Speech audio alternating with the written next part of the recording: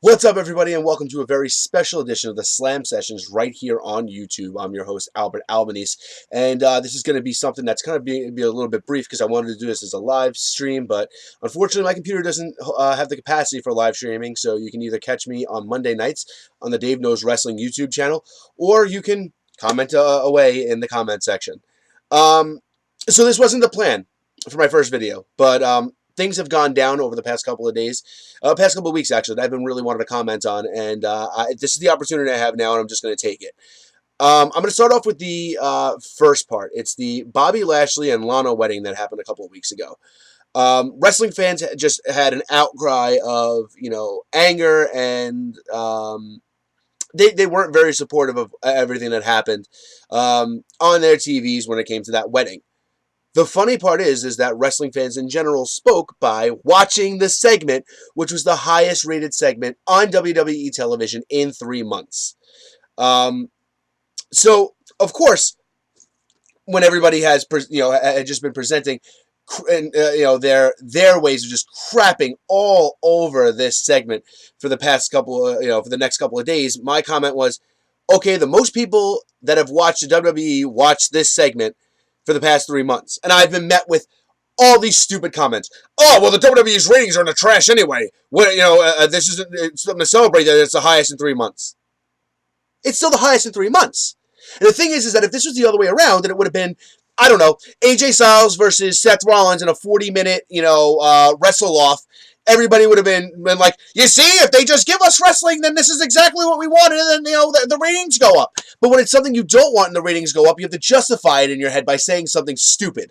And to that, yes, I am calling whoever thinks that way stupid. I'm done trying to be this nice guy now who just is like, I'll just be, really nice about, my feelings about wrestling. Now, you know what? It's over. All right, 2020 is a brand new year, and I'm going to call all of you people out on all of your stupidity. The internet wrestling community has never been more toxic than it is right now.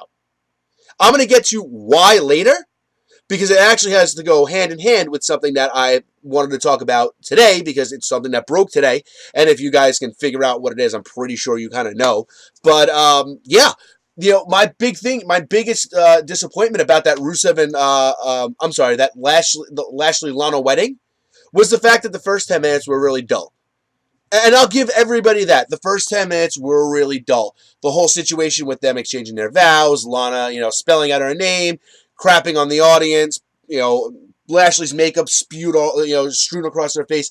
I get that. That was a little bit boring. I'm not going to dispute you. But the second the objection started, it got good. Lashley spine busted the living crap out of that guy. And I'm sorry. The Liv Morgan thing, if this was in the Attitude Era, people would be eating it up. As a matter of fact, the wedding was in the Attitude Era, people would be eating this up. But we don't see that right now. What we get is wrestling fans crapping all over the product because it was a WWE product. That's why. It's not that that the segment was bad. It's not that the choices that they made were bad. It wasn't that, anything that went on during the segment was bad. It was because it was on WWE programming that we got a whole bunch of people just spewing crap about it the entire time. And I'm sick of it. Because the wrestling community now is divisive. It's either you hate WWE or you love WWE. And if you love WWE, you're a mark and you'll defend them at any point. But if a WWE fan says anything negative, and I'm not saying anything overall negative, I'm just saying, hey, AEW's women's division kind of sucks. But I'm an AEW hater now. And I'm a WWE mark. Because I said something that is pretty much, I'm sorry, factually true. Their women's division is garbage. They've booked it like garbage. The WWE's women's division has been given more opportunities than the AEW's women's division. And I know they haven't been around for that long, but it's still the truth. Because how many pay-per-views has AEW had where their women's main evented? None. How many shows have they had that their women main evented? Because it's nowhere near the number in the same calendar year as WWE has. And let's not even count the whole calendar year. Let's go from when AEW started to when WWE started. WWE's had more main event matches on their television programming, even just on Raw itself, than AEW has. But when I say things like that, I'm an AEW hater. I'm going to throw this out there right now at the beginning of the video. There is not one single wrestling promotion that I dislike. Not one. I don't watch Impact a lot, but everything I see from them, I actually find it quite enjoyable. I like AEW. There are big aspects of it I actually dislike. There are some things I dislike, but by the same point, I also like WWE, and there are aspects about that show that I don't like either. It's okay to be critical of a product that you enjoy. What's not okay is being critical of a product that you enjoy to the point where it reeks of toxicity and then crap on anybody who wants to defend it. Your opinion is your opinion, and it's not always right, and people are going to have differences of opinion. And when I come at you with actual facts, and then your response is to just ignore actual facts, then you're an idiot. Simple as that. This isn't rocket science. This isn't, anything hard. It's opinion versus fact. And another thing that I don't understand is this obsession the internet wrestling community has with Liv Morgan. Because after everything that got said about that wedding, it wasn't just, the wedding was terrible. Oh, of course, Rusev was in the cake. What did you expect? Of course it was predictable. It's a freaking wrestling wedding. They're all predictable. But this was executed well. But this obsession with Liv Morgan, I don't understand. I get it. If you guys are 12-year-old boys or 18-year-old virgins who still live in their parents' basement, or a guy who's never kissed a woman in the entire life that he's led, then yeah, I get it. I have a crush on Liv Morgan, so I just want her to have the best things ever. That doesn't matter. I don't care about anybody's attractiveness when it comes to being a professional wrestler. Has nothing to do with anything. Has no bearing on anything. Their personality, their character, and their appearance, sure.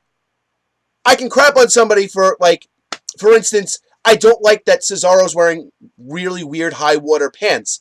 If his pants reach his ankles, I'd be okay with it. But for some reason, he's wearing these really weird high waters, and that's his presentation that I don't like. It's not his looks that I like or dislike. It's his physical presentation as a wrestler. I love Cesaro. I think he's great. I just don't like his pants. But I'm allowed to say that. It's an opinion, because the guy next to me, I like Cesaro's pants. That's fine. And that guy is justified to like Cesaro's pants just as much as I'm justified not to like Cesaro's pants. What I don't understand, like I said, is this obsession with Liv Morgan, where everybody's like, oh my God, Liv Morgan deserves so much better than this crap. Why? I'm sorry. Was her being featured in a main event segment not good enough for all of you? Or the other thing is, Liv's so talented. I can't believe they saddled her with this. We wanted her to be Sister Abigail so bad. There was never anything that anybody ever said in the history of life that ever said that Liv Morgan was going to be Sister Abigail. And it doesn't make sense. Because Sister Abigail was around before Liv Morgan was around. So now all of a sudden how we explain, hey, remember I used to ride on Sarah Logan's back? And all of a sudden, that doesn't matter because I've been Sister Abigail the whole time. Stupid!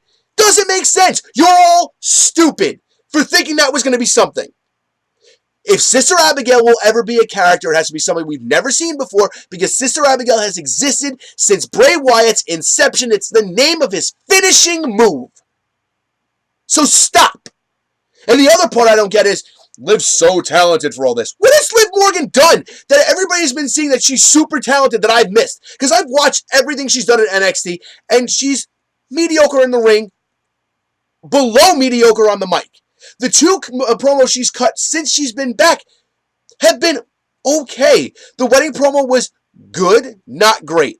The promo she cut on Raw on Monday night, I was cringing the entire time. You can see that she's trying to play a character. And I can't remember what her catchphrase was. It's like, I live for this. Like, she said it with such, like, there was no emotion behind it. And that's supposed to be your catchphrase. I don't get where everybody's seeing that she's this ultra-talented competitor or this ultra-talented person on the mic. I think she's good, but deserving of so much more is, that's just the internet's way of just being a moron. Everybody deserves so much more. So if it was up to you, everybody would be a world champion. But then at the same point, everybody would go, well, there's too many belts and there's too many champions, and I can't even keep track anymore. But everybody deserves a push. Guys, if somebody gets pushed, somebody has to lose. And that may be your favorite guy. Wrestling is cyclical. And that's why right now, Bray Wyatt is going to destroy everybody. But when Bray Wyatt's done with his run, They'll protect this character, but he's going to lose. Because you have to put somebody over him. To make somebody else feel relevant, you have to put them over. And right there, we're going to lead into my favorite thing. AEW. Promoting Diamond Dallas Page, a 60-year-old man, wrestling on their show next week. Now, I don't have a problem with this. I like nostalgia. Nostalgia's cool. And I'm actually really looking forward to watching AEP wrestle. I think he's great. I think for 60 years old, he's in fantastic shape. I think he's still got enough to have a match or two. And he draws. It makes sense. It brings eyes to the product. But don't you ever tell me that AEW, because this has been the whole thing, somebody posted a meme online that said, all the WWE does is bring back old nostalgia acts to, boost ratings. And then AEW did the same thing, and nobody said a word. So where's fair is fair? Why is it okay when AEW does it, but it's not okay when WWE does it? And my thing was that, let's put it into perspective. We keep talking about how AEW is so great at pushing younger wrestlers. Their world champion is almost 50. One half of their tag team champions is in his 40s. One third, if you really want to get technical, is in his 40s. The other one is also in his 40s. And the third one is 37. Those are their champions.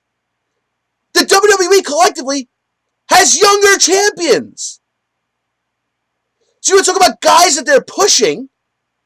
WWE, I will argue forever, is doing better at pushing their younger talent than AEW is right now. Ricochet is heavily featured. We had Humberto Carrillo coming up. Andrade just won the U.S. Championship over Rey Mysterio. An older guy who put over the younger guy. I'll give you Brock. I will. I will give you Brock Lesnar. But Bray's still young. Becky's still young. Kofi's. I'll give you Kofi Kingston. He's a little high up there in age. But Big E still has a long career ahead of him, and he's still young. The Viking Raiders are both still young. These are the WWE champions right now. Nakamura. Maybe he's not young, but he's still in a prime portion of his career. And everybody still admits he can still go and still deserves to be in that spot. Where's AEW doing better than WWE? Please, comment and tell me. When it comes to pushing younger wrestlers, comment and tell me. Because when I posed this, because of course under the meme all there was AEW defenders, when I posed these facts at people, I got told I was wrong. I want to know how. I really, really do. That also brings me to just the craziness that's surrounding Tessa Blanchard right now. Now, if you guys don't know, a big story broke out about how Tessa, put out a tweet and she said something along the lines of, hey, maybe women should try to be nice to each other for a change. And every person that she's ever wronged came out and crapped all over her. Chelsea Green, Allison, a Big Swole from AEW, and a bunch of other people, a bunch of other females came out to say that Tessa has been horrible to them. To the point where she walked up to somebody in Japan, used a derogatory racist term towards her, and spit in her face. And wrestling fans? Well, there's a bunch of them that are defending Tessa. I can't believe this. This is all coming out, of course, right before Tessa's biggest match of all time. This all comes out. Do you remember when Donald Trump ran for president and all those women came out and they talked about how he touched them and groped them and was inappropriate towards them? Of course it comes out at those moments. Because Trump brought it on himself by announcing his candidacy. Tessa brings this on herself by putting out that tweet. Nobody said anything negative until she put out that tweet. If she didn't do that, this is a non-factor. And if she didn't do what she did in the past, and look, I can't confirm nor deny whether or not that happened, but 7 people said that they saw it. I'm going to believe all those accounts. And they're coming out now because she said something completely condescending. And also, I know you guys, a lot of you guys may not know me personally, but I work with women who have been sexually and have been physically assaulted. It is never, ever cool for any one of you people to ever tell a person when they're allowed to tell their story. They will tell it when they are ready.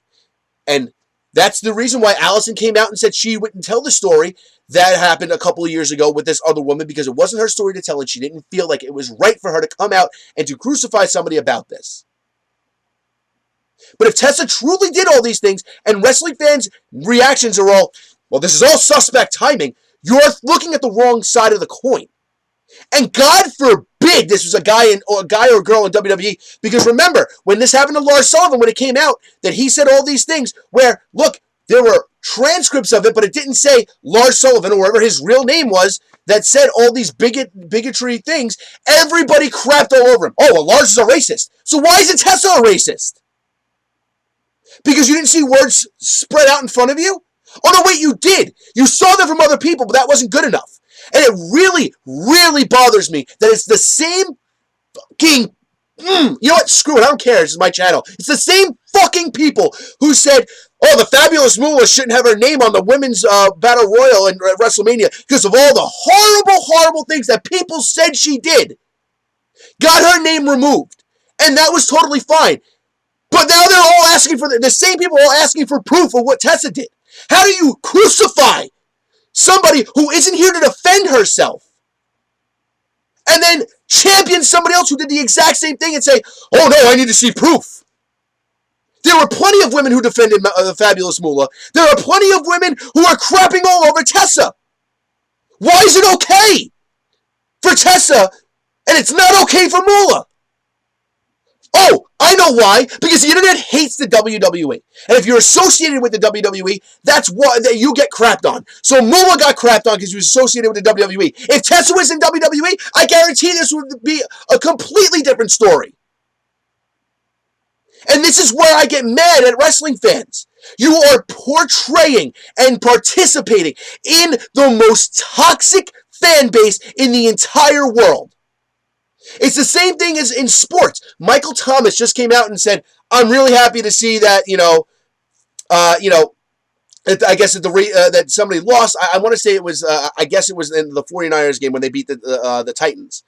I'm sorry, not the Titans, the Vikings. And he came out and he was like, damn, I had more catches with a broken hand than your team had this entire time. So glad to see you guys lost. And there are 4,000 comments of people saying, shut the F up, Michael Thomas, you lost. None of you ever played. You're sitting on your couch watching the game. Why isn't his opinion on the game and his commentary more important than you? You didn't play. You sit on your ass, you watch 18 games. He goes out there and busts his ass and made the playoffs and is widely regarded as the best wide receiver in football right now. But his opinion doesn't matter because he lost? Are you crazy? None of your opinions matter then. Your opinions are all less than of his because he is a professional in that sport. My opinion, this whole video doesn't matter. It is not relevant when it comes to the grand scheme of things because I wasn't there for any of these things. These are my opinions. I hold them to be valid in my mind. And your opinions can be valid in your mind too. But when all of your opinions are toxic towards one specific product and you can't see the faults in the product that you're championing, then you're toxic. This is the toxicity of the internet wrestling community, the toxicity of the wrestling world, the toxicity of wrestling culture. It's not just wrestling, it's sports, it's movies, it's entertainment, it's everything. Everybody has an opinion, and everybody's opinion is right, and nobody cares about facts. So here's a bunch of facts for you guys. The Lana Lashley wedding is the highest rated segment in Monday Night Raw in 3 months. Suck on it. Because the WWE is now justified to do all the more with that angle because more people laid eyes on it. And if you hated it and you watched it, you're a moron because you should have known that if you give eyes to this product and what they're doing and you keep upping their ratings, it's giving them more fuel to keep doing it because obviously they're not losing you. I have a very good friend who I just did a podcast with last week about because I'm an action figure collector. I did it about Star Wars toys. My friend Jesse, and he told me flat out, I follow guys in WWE, but I don't watch the product anymore because I don't like it. And I respect that more than I respect every one of you morons who goes out there and immediately watches Monday Night Raw and hate tweets about it the entire time. You're an idiot. You're literally watching something you hate to crap on it. But you're giving them you're giving them ratings, you're giving them your money. Vince is laughing all the way to the bank because he's got you right here. You want another fact? Collectively, AEW's champions are older than the WWE's champions. Argue that. I'd love to see it. Do you want another fact? If 15 people come out and say something, it's usually true. Especially when one person comes out and defends the opposition. Look, as far as I'm concerned, Tessa Blanchard, the wrestler, is phenomenal. She is absolutely, if she's not the best, she's top 2, top 3 women's wrestlers in the entire world right now. She's amazing. But think about it this way. Women across the wrestling industry came out in support of Becky Lynch, Ronda Rousey, and Charlotte Flair for main eventing WrestleMania. All women did. Women came out and said what a special moment it was to see Natty and Lacey Evans have the first ever match in Saudi Arabia. All women did. So don't give me this garbage of women are just jealous of Tessa's position. No. The women in the wrestling world want to see women in wrestling succeed. They just don't want to see that specific one succeed. If that's too hard for you guys to understand, then you're idiots. And I'm sorry. You can hate me all you want. You can troll me all you want. You can throw insults at me. You can say whatever you want. But in the bottom of your hearts, you know that I'm right. I don't have a negative opinion of Tessa Blanchard. I don't. Because I don't know her. And if she treats me with proper respect, I will treat her accordingly.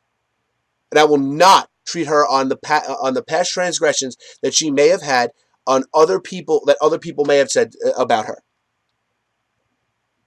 But I will never, after dealing for 3 years, working with women who have been physically assaulted and sexually abused, I will never, ever not defend somebody's timing for coming out to tell their story. They will tell their story when they're ready to tell their story. And when everybody asks, oh, why has this come out now? The thing is that it was answered. A lot of these women have been saying, Renee Michelle, who is the wife of Drake Maverick, she was on WWE TV for a little while, came out and said that after the incident in question, there was there was a conversation that was had of what should I go and bring this to management, and the thought process was, if you bring this to management and they favor Tessa, you might not get booked, so they booked her somewhere else.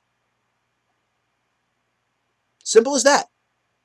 Fear of losing your job.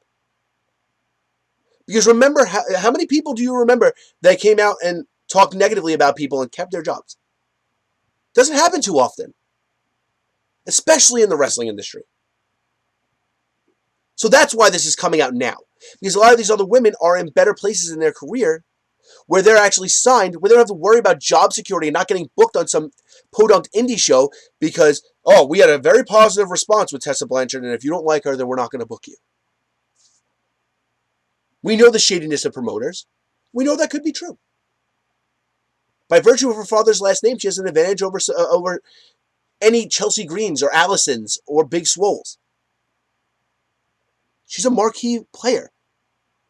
And she would have been perfect to be the first ever female world heavyweight champion if this didn't happen. But that's not for me to judge. That's not for me to decide. And she could still be the Impact World Champion, and she will still make history. It will still be a big moment.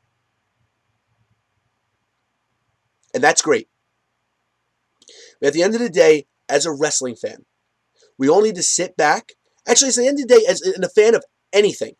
Because, believe me, just as toxic as the wrestling fans are, Star Wars fans are just as toxic. Simple as that. I'm sure it's across all media. Your opinions aren't right. They're opinions. Nobody's opinions are right. They're also not wrong.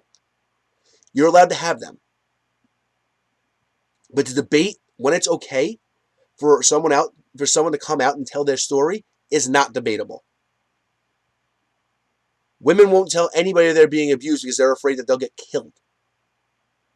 These women didn't want to tell anybody of what Tessa did because they were afraid they wouldn't have a job. It's also completely ridiculous to ridicule one company for doing something and not ridicule another company for doing the exact same thing.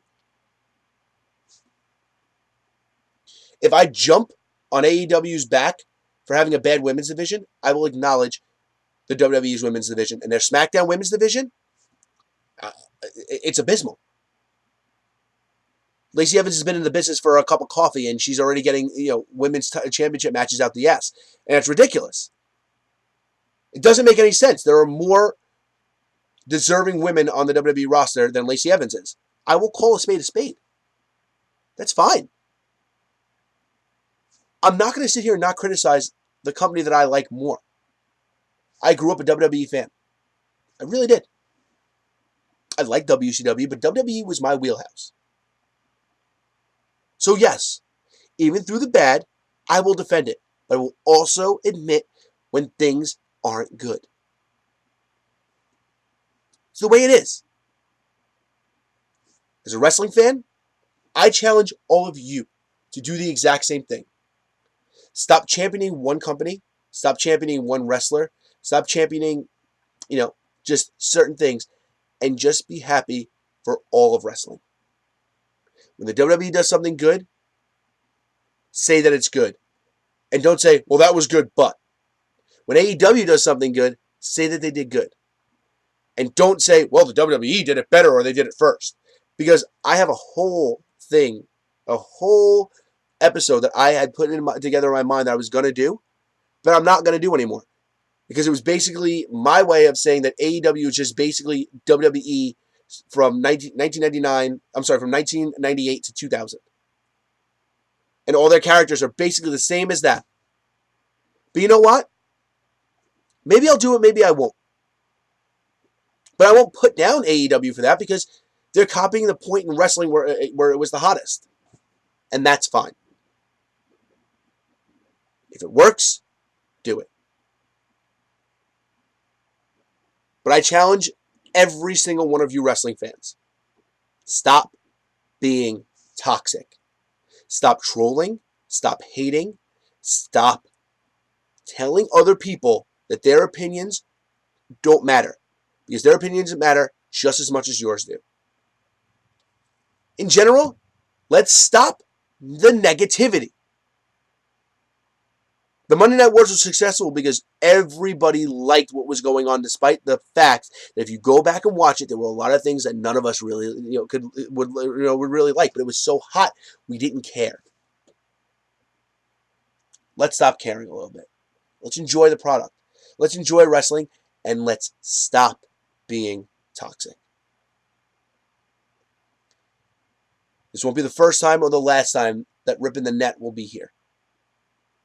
I'm going to continue to rip into wrestling fans as long as wrestling fans are assholes. So expect this channel to not die for a really long time. I'm Albert Albanese. This has been Rippin the Net, right here on the Slam Sessions. You can tweet me or comment all your hate mail all you want. I'm right here to defend myself. See you next time.